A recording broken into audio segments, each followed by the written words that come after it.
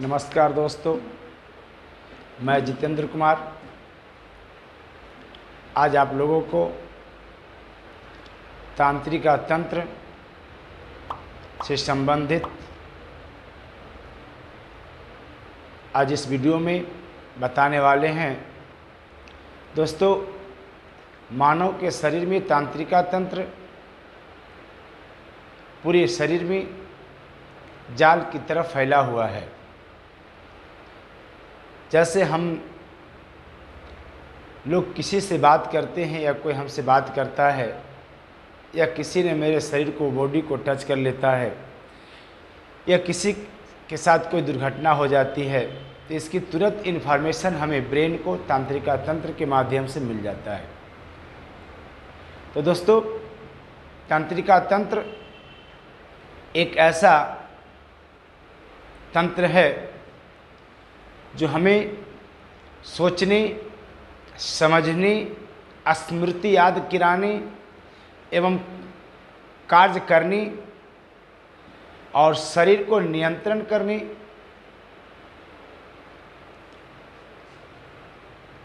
के कार्यों को एहसास कराता है, बताता है।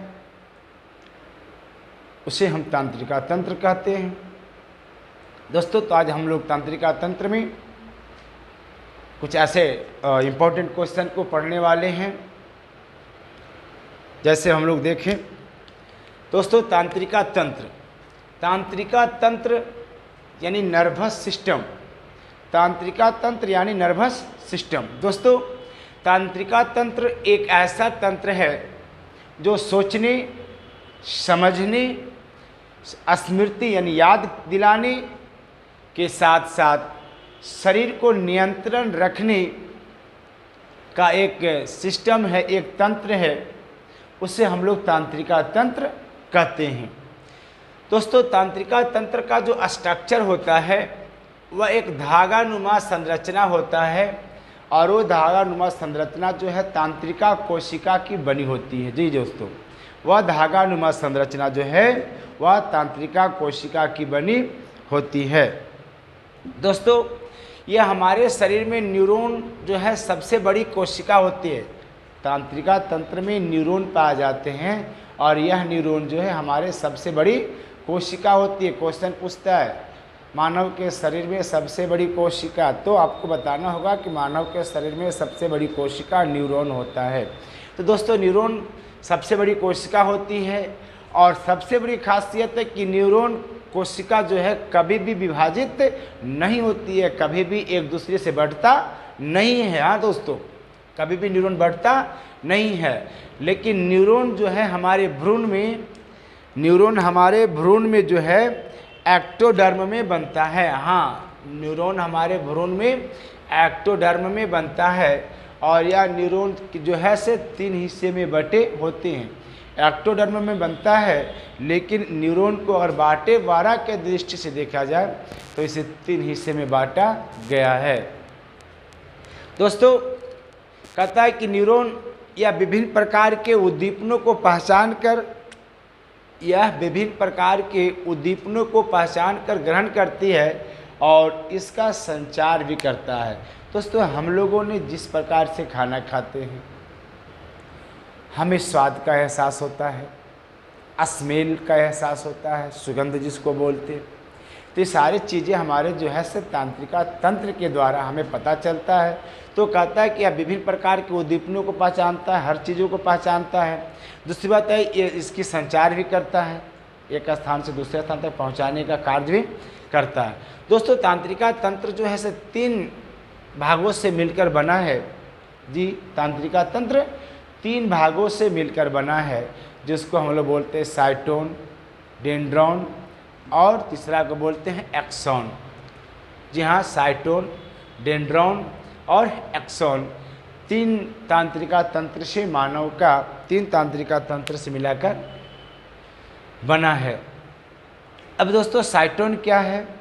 कहता है कि साइटोन यह तांत्रिका कोशिका का मुख्य भाग होता है, जो ऊपरी सिरा में होता है, मुख्य भाग होता है। यानी तांत्रिका तंत्र को 3 भागों में बांटा गया है। उसी तरह से यह ऊपरी भाग होता है, इसमें एक केंद्रक होता है। तथा कोशिका द्रव पाया जाता है। जी हाँ, साइटोन में केंद्रक पाया जाता है, कोशिका द्रव पाया जाता है, यानी न्यूक्लियस पाया जाता है, और साइटोप्लाज्म भी पाया जाता है। और यही न्यूक्लियस और साइटोप्लाज्म में पाए जाने के कारण इसके कोशिका द्रव में अनेक प्रकार के प्रोटीन पाए जाते हैं। जी हाँ, जब कोशिका में सेल पाए जाते हैं, केंद्रक पाए जाते हैं और केंद्रक के साथ साथ कोशिका द्रव पाया जाता है, तो इसमें अनेक प्रकार के प्रोटीन पाए जाते हैं। जो दूसरा डेंड्रोन है, कहता है कि साइटोन से प्रभावित होने वाली साइटोन से प्रभावित होकर लगातार विभाजित होने वाले छोटे धातु, जी हाँ, लगातार विभाजित होने वाले छोटे धातु जिनमें निषेल्स कण पाए जाते हैं, उसे हम लोग डेंड्रोन कहते हैं। जी, साइटोन से प्रभावित होकर लगातार विभाजित होने वाले छोटे धातु जिनमें निषेल्स पाए जाते हैं, उसे हम लोग डेंड्रोन कहते हैं। और ये उद्दीपनों को साइटोन के पास भेजता है। जी हाँ, ये उद्दीपनों को साइटोन के पास भेजता है, बदल देता है। एक्सॉन, दोस्तों तीसरा एक्सॉन है। कहता है कि साइटोन से एक बहुत पतला लंबा तांत्रिका है, जो तांत्रिका तंतु निकलता है, जिससे हम लोग एक्सॉन कहते हैं। जी हाँ, पीछे से जो निकलता है वो काफ़ी धागानुमा स्ट्रक्चर है, मतलब इस तरह से धागानुमा निकलता है, लंबा तांत्रिका है, जिसे हम लोग एक्सॉन कहते हैं।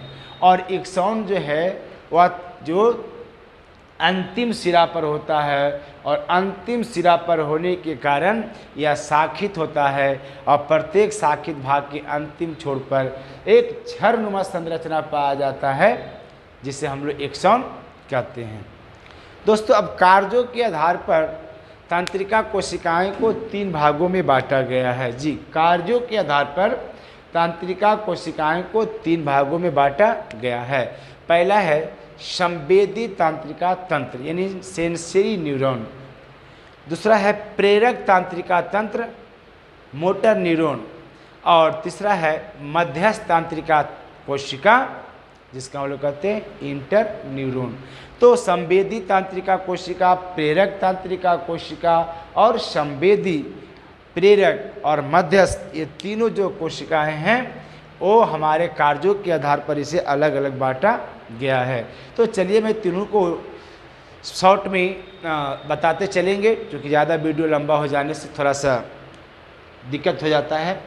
तो संवेदी तंत्रिका तंत्र जो है यह आवेग को ग्राही अंगों से मस्तिष्क तक पहुंचाता है। अगर हमने आवेग को ग्राही से हमारा कोई भी शरीर का मूवमेंट कर रहा है, वह ग्रहण किया और वहां से हमारे ब्रेन तक जो लाता है, ये काम हमारा संवेदी तंत्रिका तंत्र करते हैं, यानी संवेदी तंत्रिका कोशिकाएं कहते हैं। दोस्तों, दूसरा है प्रेरक तंत्रिका कोशिका। ये आवेग को मस्तिष्क से कार्यकारी अंगों तक, मतलब जो आवेग, जब तो मस्तिष्क है आवेग है, ये आवेग को मस्तिष्क से कार्यकारी अंग जहाँ पे जाना चाहिए मस्तिष्क तक गया, और मस्तिष्क से जहाँ जाना चाहिए वहाँ जाकर के भेजता है, उससे हम लोग तंत्रिका प्रेरक तंत्रिका कोशिकाएं कहते हैं। दोस्तों, तीसरा है मध्यस्थ तंत्रिका कोशिका। कहता है 2 या 2 से अधिक तंत्रिका कोशिका के बीच जो संबंध स्थापित करता है। जी हाँ, 2 या 2 से अधिक तंत्रिका कोशिका के बीच जो संबंध स्थापित करता है, उसे हम मध्यस्थ तंत्रिका कोशिका कहते हैं। जैसे मध्यस्थ के मतलब ही होता है एक दूसरे के मिलाना, एक दूसरे के साथ जोड़ना, यानी एक दूसरे के बीच में मध्यस्थता प्राप्त करना, यही जो है मध्यस्थ तंत्रिका कोशिकाएं कहलाती है। दोस्तों, मानव में तंत्रिका तंत्र मैंने बताया कि वह यंत्र होता है जो मानव को समझने, सोचने तथा स्मरण करने, समझने, सोचने तथा स्मरण करने या स्मरण रखने के साथ ही शरीर को विभिन्न अंगों को कार्य करता है, उसे हम लोग तंत्रिका कोशिका कहते हैं। दोस्तों, आगे है मानव तंत्रिका को कितने भागों में बांटा गया है। तो दोस्तों, मानव तंत्रिका को 3 भागों में बांटा गया है। पहला है केंद्रीय तंत्रिका तंत्र, सेंट्रल नर्वस सिस्टम। दूसरा है परिधीय तंत्रिका तंत्र, पेरिफेरल नर्वस सिस्टम। और तीसरा है स्वायत्त तंत्रिका तंत्र, ऑटोमोटिक नर्वस सिस्टम। तो दोस्तों इस हिसाब से मानव के शरीर को 3 भागों में बांटा गया। मानव के शरीर के तंत्रिका तंत्र को 3 भागों में बांटा गया है। पहला है केंद्रीय तंत्रिका तंत्र, दूसरा है परिधीय तंत्रिका तंत्र और तीसरा है स्वायत्त तंत्रिका तंत्र। तो दोस्तों तंत्रिका तंत्र मैंने बताया कि तंत्रिका तंत्र वह होता है जो मानव को स्मरण शक्ति, सोचने की शक्ति, समझने की शक्ति और कार्य करने और अपने किए गए कार्यों पर विचार करने की जो शक्ति प्रदान करता है उसे हम लोग तंत्रिका तंत्र कहते हैं। मानव में के तंत्रिका तंत्र के 3 भाग होते हैं जिसको हम लोगों ने एक्सॉन, डेंड्रॉन और साइटोन के नाम से जाना जाता है। दोस्तों ये 3 अंग है। साइटोन में कोशिका पाया जाती है, केंद्रक होता है, साइटोप्लाज्म में पाया जाता है और जो डेंड्रॉन है वह बीच वाला भाग होता है और जो तीसरा होता है जिसको एक्सॉन कहते हैं। एक्सॉन जो होते हैं पूंछ तरफ फैला हुआ चारों तरफ संवेदी कोशिकाएं होती है जो चारों तरफ जाल की तरह छितरा होता है, वह लंबी लंबी धागानुमा स्ट्रक्चर होता है। तो दोस्तों आज आप लोगों को ये तंत्रिका तंत्र के बारे में बताया। मैं अगले वीडियो में सेंट्रल नर्वस सिस्टम और परिधीय तंत्रिका तंत्र जिसको बोलते हैं, पेरिफेरल नर्वस सिस्टम और ऑटोमेटिक नर्वस सिस्टम, तो ये तीनों मैं अगले वीडियो में आप लोग बीच लेकर आएंगे। दोस्तों मैं आप लोगों से निवेदन करता हूँ मेरा वीडियो लाइक करें, सब्सक्राइब करें, अपने दोस्तों को शेयर करें